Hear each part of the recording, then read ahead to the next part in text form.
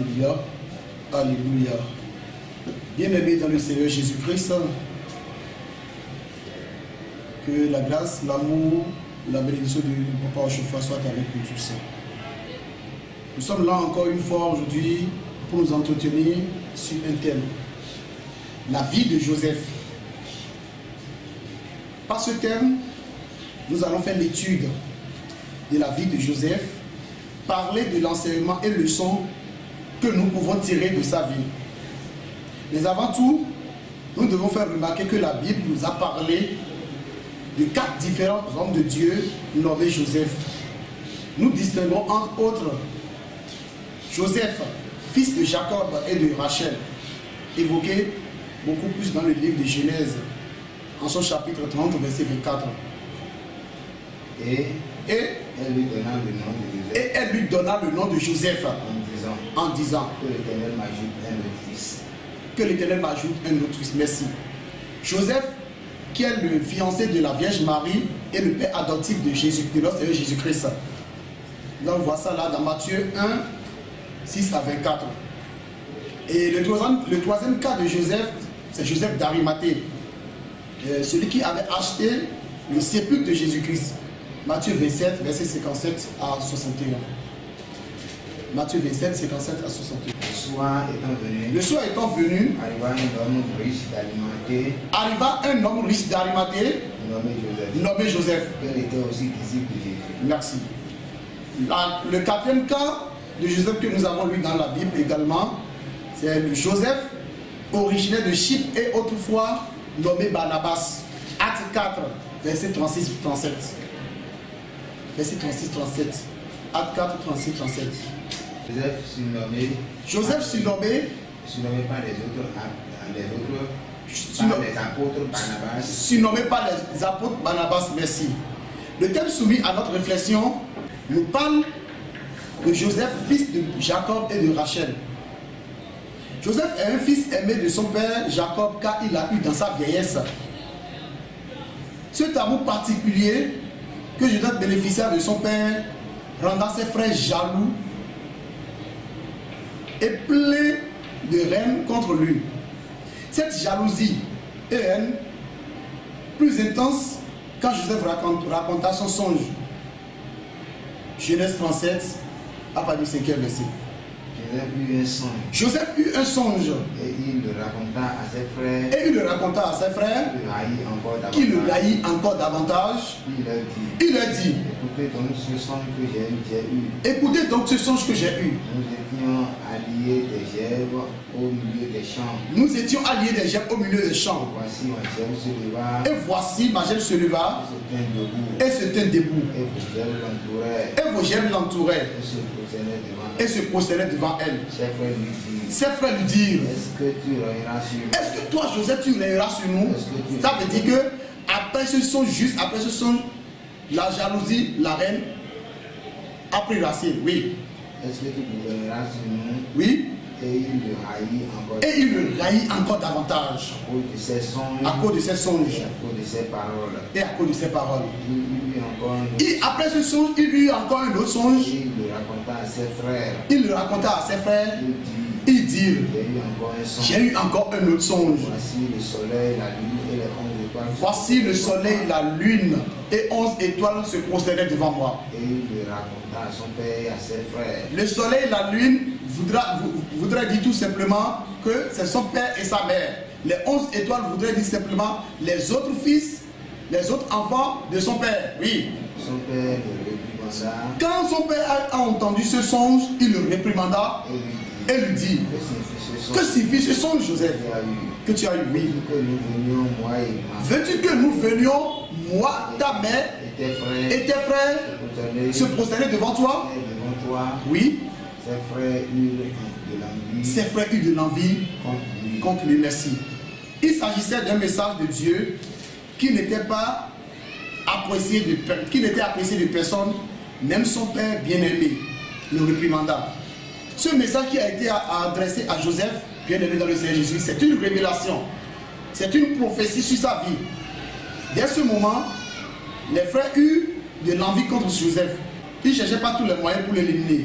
L'occasion se présenta quand le père de Joseph l'envoya vers ses frères à Sichem. Il fut simplement jeté dans la citerne en attendant d'être tué. Mais l'Esprit inspira Judas qui proposa de le vendre aux Ismaélites, ce qui fut chose faite. Joseph fut amené en Égypte chez Potiphar. Et Joseph a trouvé grâce aux yeux de Potiphar. En Égypte, l'Éternel fut avec lui et la prospérité l'accompagna. Mais un jour, la femme de Potiphar tomba amoureux de Joseph.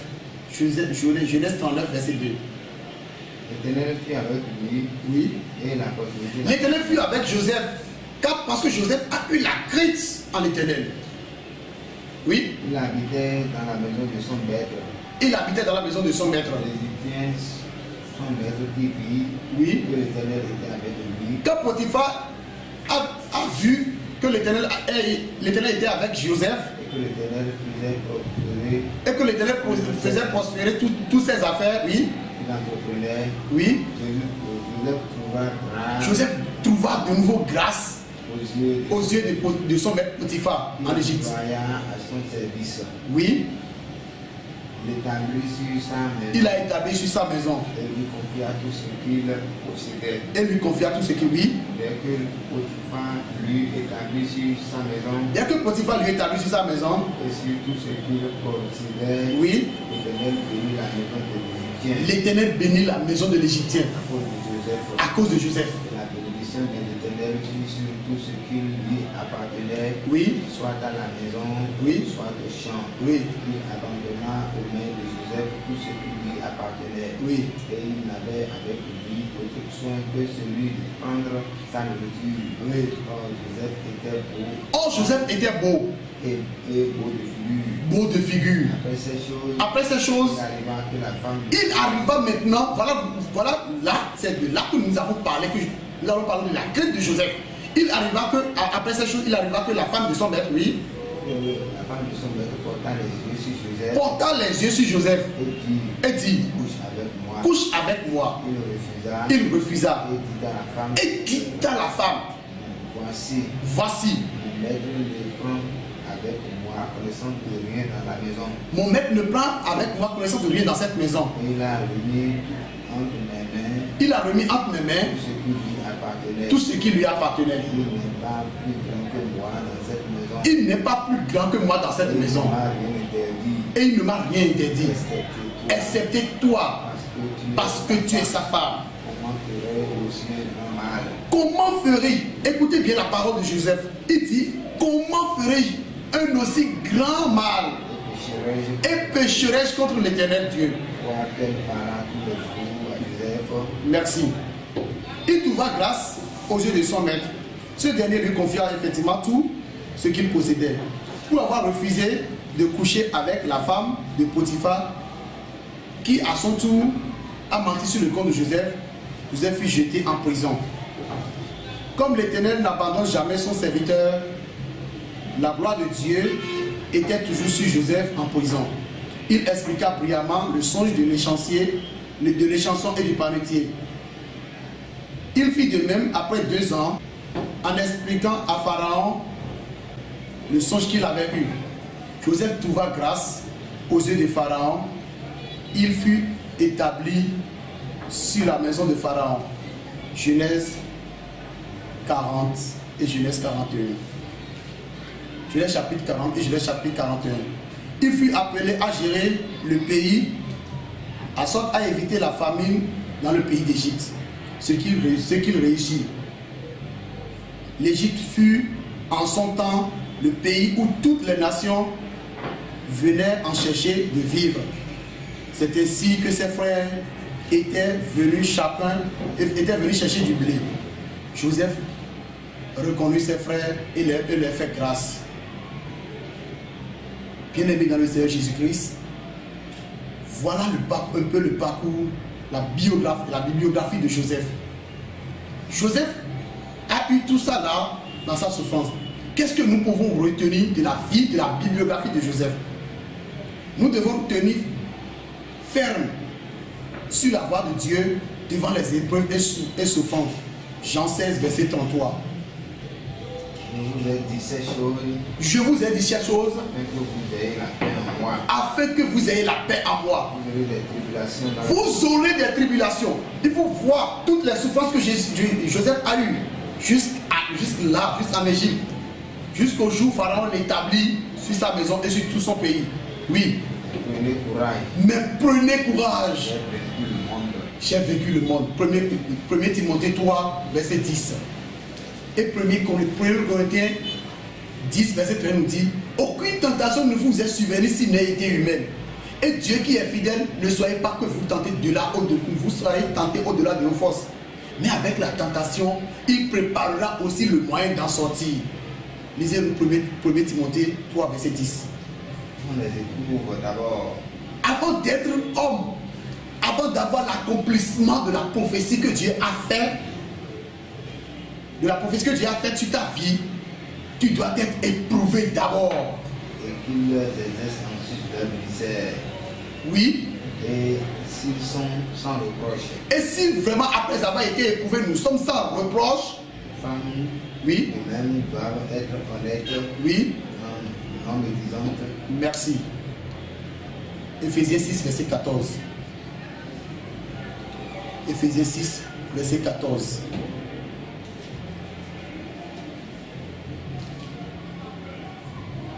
Tenons donc ferme.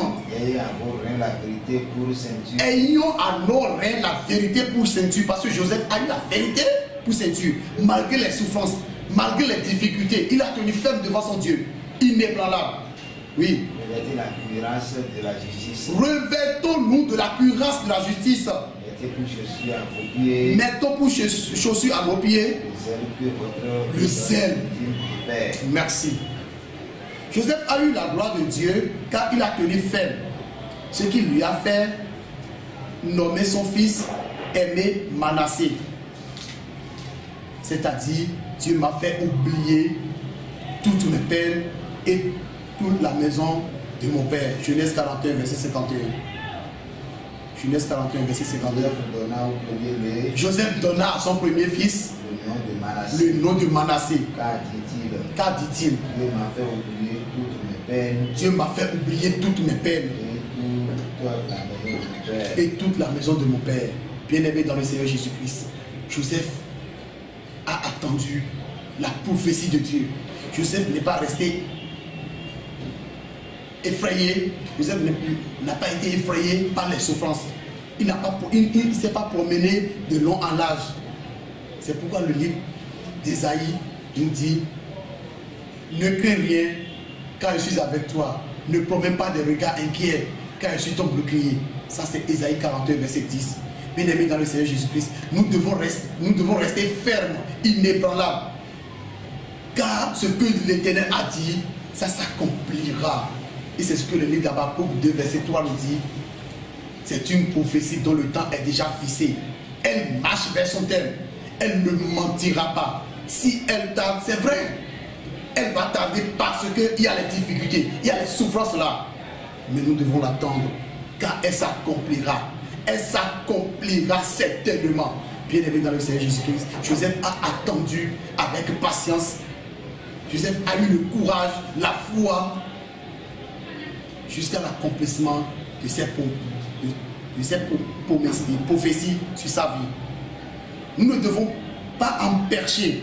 En tant qu'humain, en tant que être vivant, nous ne devons pas empêcher la volonté de Dieu. Ce sera une action vaine, car personne ne peut y parvenir. Tu ne peux pas arrêter la volonté de Dieu. Tu ne peux pas changer la prophétie de Dieu sur la vie de ton prochain. Non, Jérémie 18, verset 6. Car tous ceux qui ont fait ont échoué. Tous ceux qui ont tenté de changer la volonté de Dieu sur la vie de Joseph ont échoué. Malgré tout, la gloire de Dieu a éclaté dans sa vie. Jérémie 18, verset 6. Ne puis-je pas agir envers vous? Ne puis-je pas agir envers vous comme ce potier, maison d'Israël? Dit l'Éternel, merci. Proverbes, Romains 9, verset 20. Romains 9, verset 20. Romains 9, verset 20.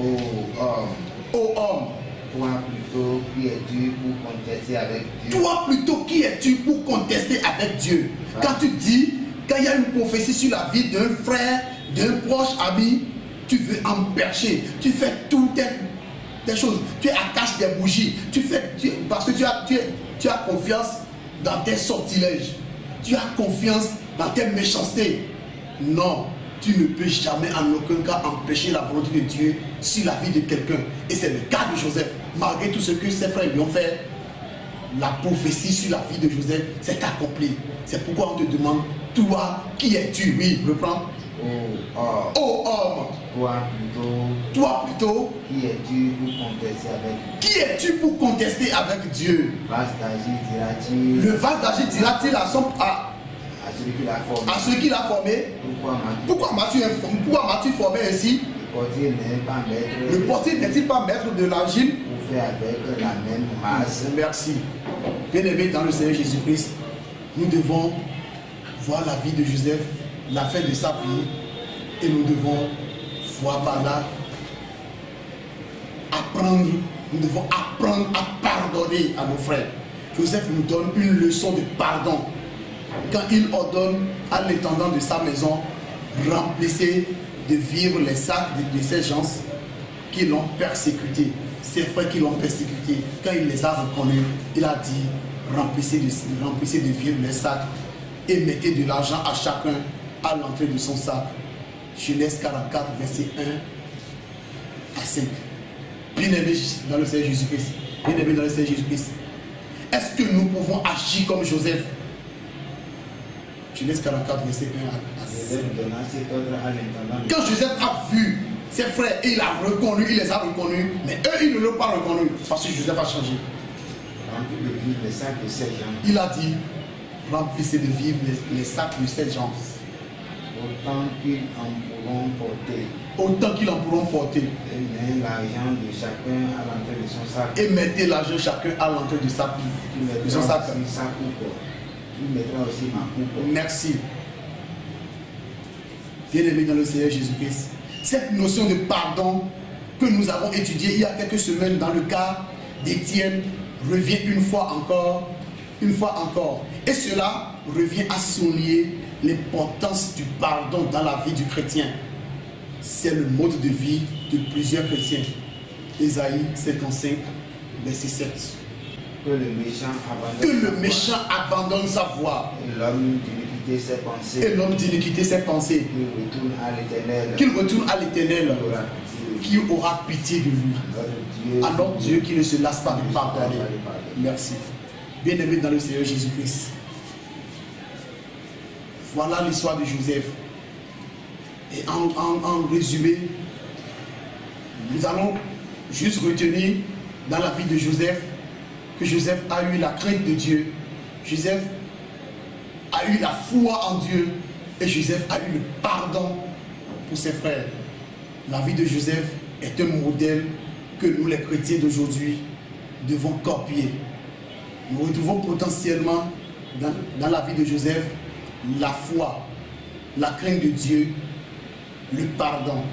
Cette vie qu'il a menée a coûté sa gloire que nous avons lue dans la Bible. Que l'Éternel, le Dieu du Papa au chauffard, bénisse sa parole. Amen.